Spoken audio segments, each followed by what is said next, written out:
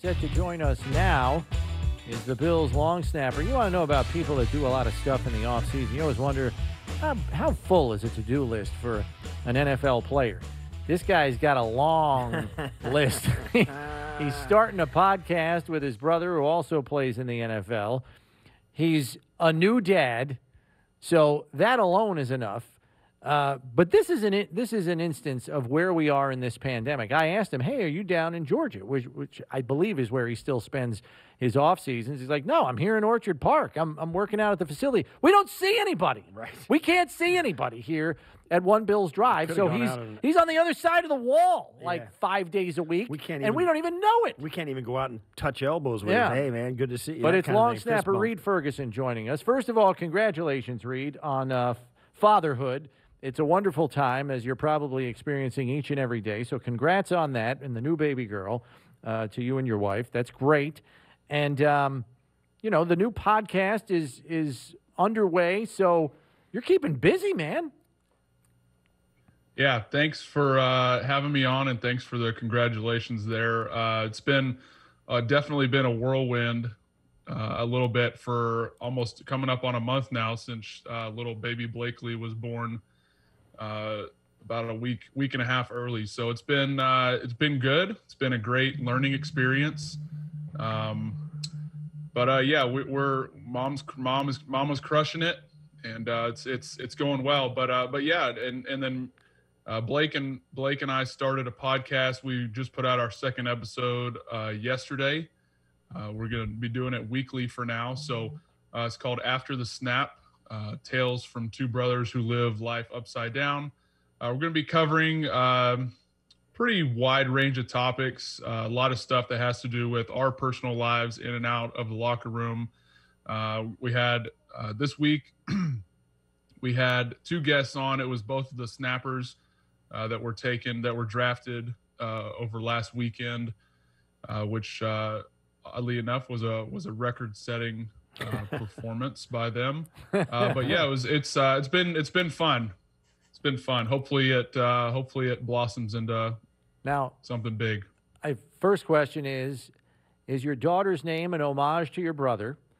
And that's question one. And then question two, speaking of names, I believe one of those long snappers that was drafted they got to put him on the all-name team somewhere. Isn't his name Cameron Cheeseman?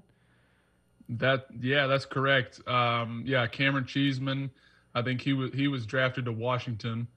But yes, going back to your first question, my wife's original due date was a day after my brother's birthday.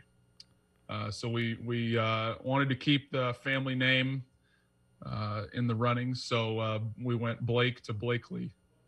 But she was born, like I said, she was born a little early, but we still wanted to keep the family name. Cool. He must have been touched. I mean, right. Did he know that? Did he know that was coming up, or was that a surprise to him? It was we kept it a surprise till pretty late, but we asked him to, if he'd be the godfather to her and everything. So we kind of told him all at once, but he was thrilled, to say the least. That's awesome. What's the dynamic like between? I mean, it's one thing to have a brother who plays in the league. It's a little bit different to have a brother who plays in the division with, a historic rival of the team you're playing for. You see him twice a year. It's got to be, you got to circle those games right away. And I know you guys are, obviously very close, but come on, there's got to be a little bit of smack talk around the Thanksgiving table, right? I mean, of course there is, and after last season, I'm 2-0 in the Ferguson Bowl as far as I'm concerned. So that's I don't. Do you have a Ferguson Bowl? He hears plenty of it. He hears plenty of it from me. Yeah. Do you have a Ferguson Bowl? Is there like a physical piece of hardware, like the old brown jug or the axe game? No, but I'm gonna have to get like a belt made or something, and we bring it to every game. So yeah, you got to do something. You got to have something engraved every year, like the winner of the game and everything. I got to tell you though, Reid, the people I'm happiest for are your poor parents who traveled to game after game after game over the years. That's exactly and right. Split between, and when Blake was still in college, right? They split their time Saturdays and Sundays between you and him going to all those games. Yep. You couldn't ask for a better arrangement having two sons who play in a division, because that makes for two very easy Sundays every year.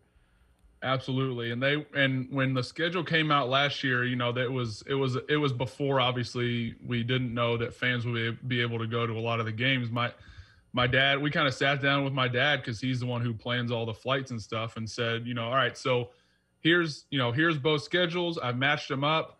And because we had so many primetime games last year, that made it a step easier. So he had, like you said, that's two Sundays that they don't have to worry about, because we're both playing each other. And then the primetime games they could get, if it's a Thursday or a Sunday night or a Monday night or whatever, they could get to our game and then get also to wherever he was playing that same week. So I think there was maybe like 4 or 5 complications that they maybe would have had to split up, but it ended up being a little bit of a non-issue because they couldn't travel up here to any games. Right. But I think they made most of his games down in Miami, because they had 20% or whatever. Right. They had fans. But yeah, I mean, like you said, his whole college career, they went down to Baton Rouge every Saturday, and then flew to wherever we were playing on Sunday. So they're grinding. Let me ask you this: did Blake come to your playoff games? Yes. That had to be especially delicious. Yeah. He came to the first one, not the second one. Okay. Right. India, I believe. Yep. Yeah. That's awesome. With respect to the podcast, Reid, should we anticipate any discussion at all on soccer? Because I know you're a huge Chelsea fan, and back when I was still allowed to jump in the locker room, we would go back and forth all the time. They're obviously in the Champions League final, which is very exciting. I will be rooting for them because I hate Manchester City. What do you think their chances are, number one? And then number two, will there ever be any pro soccer talk on your podcast? And is Blake a follower of any team? Yeah, Blake is a Chelsea fan himself, and we also both follow Atlanta's MLS team as well, just because that's the hometown team. But yeah, we talk. Just because it's baseball season, we covered a couple baseball things on this week's episode, but there will definitely be some soccer chatter on the podcast, and I feel pretty good about Chelsea's chances in the final. I think it's at the end of the month here in a couple weeks. But I mean, they beat City maybe 2 weeks ago, and then they play them I think this weekend. And then, but I mean, you look at who they've beaten on the way to get to the final. I mean, they beat Porto, who's no slouch, over 2 legs. They beat Atletico Madrid, who's top of the Spanish league, and then Real Madrid over 2 legs. Yeah. Who's second in the Spanish league. And obviously, I think if not for Manchester United, I think Real and Barca are top 3 richest clubs in the world. So, I mean, if you're talking about, a resume, that's a pretty strong resume. Right. And the only time that Man City beat Chelsea this year in league play was before you guys got your new coach, Thomas Tuchel. So, yeah, that should be very, very interesting. I don't want to. Steve's eyes are glazing over, so we should probably get back to American football. No, start speaking English. Switch back to English for a minute. I was going to ask you this, and it came across our feedback from on social media. People are asking, do you remember? Are there specific snaps in your career? Because you had like a couple of hundred snaps over the course of your career, field goals and punts. Do you remember the bad ones, or or they all kind of blend together? I think at this point, I would say most of them just kind of blend together. But there's definitely a couple that stand out. The Titans game winner at home a couple of years ago. This past season, the punt and the punt that made Bojo that made Bojo eligible for league leading statistics, because it really went all the way to the last game. Right. So we were kind of keeping track on that to make sure he could get over the average punts per game so he could qualify. And then the snap for Tyler, I think it was PAT, where he broke the points record Yeah, I mean, there's a handful that stick out, and then there's a handful, obviously, that I wish I could have back. And looking back on them, but thankfully those bad snaps didn't cause any trouble or anything like that. But yeah, that one they're showing on the screen right now definitely sticks out as well, because I think I was going berserk after I saw where the ref spotted that ball. That was So the most ridiculous ridiculous coffin corner punt I've ever seen. That was the best coffin corner unbelievable. punt I have ever witnessed. We were calling that game, and you could see it even from where I was. The ball, popped right outside the pylon, left a mark.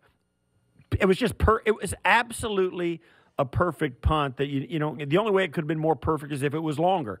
But he hit that thing absolutely dead on, and you just kind of even the returner, what are you going to do? You just got to shrug your shoulder. You can't catch it, and I try to, on punts like that, I try to get downfield as fast as I can, and if I know it's going out to the sideline, I usually try to get in the ref's ear a little bit and point with my toe or my finger like, hey, let's give us an extra yard here. But literally on that play, you couldn't have pinned him down any better. Yeah, I'm totally with you. I used to get so heated when you chase this kick down, and it's like they don't even care if their spot's accurate. They're just trying to get the play stopped, get the ball, and let's go, get the game going. And they could be off. I saw one. They could be off by 3 yards. And to them, it's just, who cares? This drive's going to start inside the 25. And for us, it was like, get it right. Hey, I'm just going to reiterate this because I've said this on the show, Reid, for spotting first downs and for where punts go out of bounds. I mean, I think we've got the technology these days to have some kind of an electronic eye on a track to run up and down the sideline. I mean, we've had them for garage door openers for, 25 years? We can't put it on a sideline in the $14 billion business that's the NFL? Yeah. He's got a point. That's a great point. We can't put an imaginary yellow line on the field yet. I mean, for first down. Yeah, we do all of that. We can superimpose. Yeah, you in just big send letters. A beam across the field and you put a chip That's in the what ball. I'm saying. Send it so we can see it.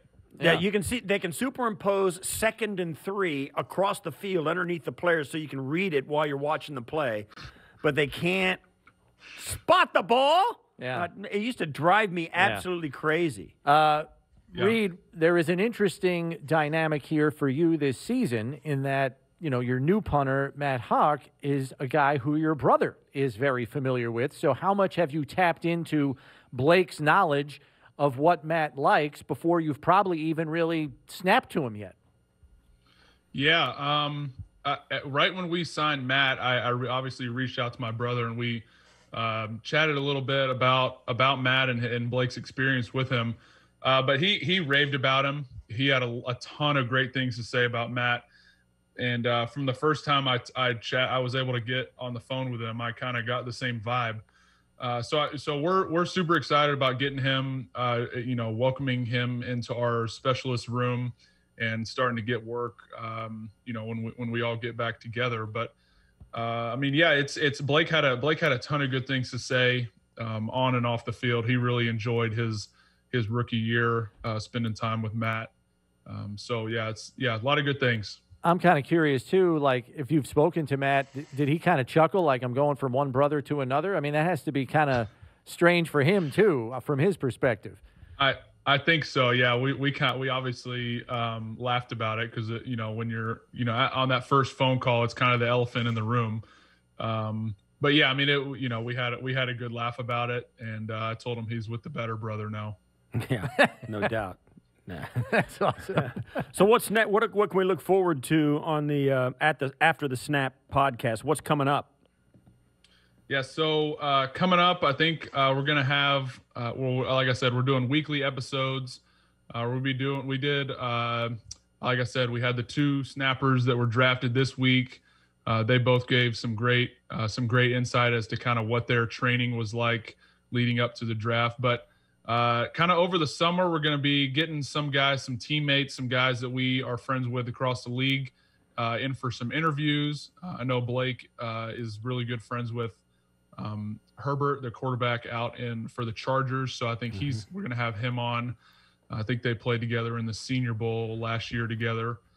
But we're really just gonna be sharing a lot of stories, kind of starting off because when we were doing a lot of our social media stuff leading up to kind of the first recording and trying to get ideas and topics that people would want to hear from us. A lot of people were interested in, funniest guys in the locker room, game day routines, on the field. What's your mentality like going into halftime for a game-winning kick, different things like that. How do you change your mentality as you start the season and then you get more comfortable playing games as a team, and then how does that change as you end the season and going into the playoffs and stuff like that. So I think just using our platform and using our experience over the past couple of years to try and share some knowledge. All right, man. Well, listen, I don't know if you've turned your office into a full-blown studio yet, but yeah, you get a guest, you're going to need a second mic, my friend, unless you're recording on site here at One Bills Drive. You're going to be doing what we do, doing his podcast over here. Unbelievable. It's going to turn it into a media moment. I got one last question before we let you go. I mean, I know that, and I don't know how this works, and I'm really am asking. They have kicking balls on game days. They have kicking balls, and if punters, if they're like anybody else, they probably go through there and they kind of know which. There's probably a favorite kicking balls. They probably know that our kicking balls are good and, whatever. When you go out on the field, a long snap, or how much control does the team and the long snapper, you in particular, have over which ball they're going to kick on any given series? I mean, how does that work with the officials, and how willing are they? What kind of conversations surround that? You know what I mean?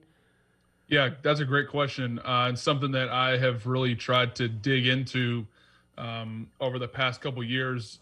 So on game day, each team gets 3 K balls, as you mentioned, 3 kicking balls, specific to each team. And one of our, usually an equipment guy. We have Austin Scoble who does it for us. He's been doing a great job for a couple years now, but he basically gets about an hour on every game day to break in these 3 footballs. It's not like QB balls and the receiver balls and running back balls. They get to use those all week in practice, break them in the whole 9 yards, and they get to use those on game day. They're very picky about it.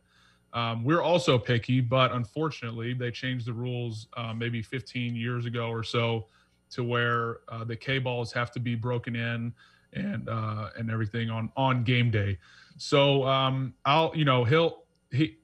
guy Austin is very knowledgeable about how Tyler and I like the footballs to feel on game day. Bojo was not too picky about it, and I'm not sure if Matt will, but I'm really the one handling most of it. Tyler's putting his foot on it, so it doesn't mean a ton to him. But as far as the feel of it, how much it's scrubbed down with the brush, how fat it is, how long the ball is, that all makes a difference. But to answer your question, it's definitely a very technical situation on game days to get those footballs right, because it can make a difference, definitely. Yeah.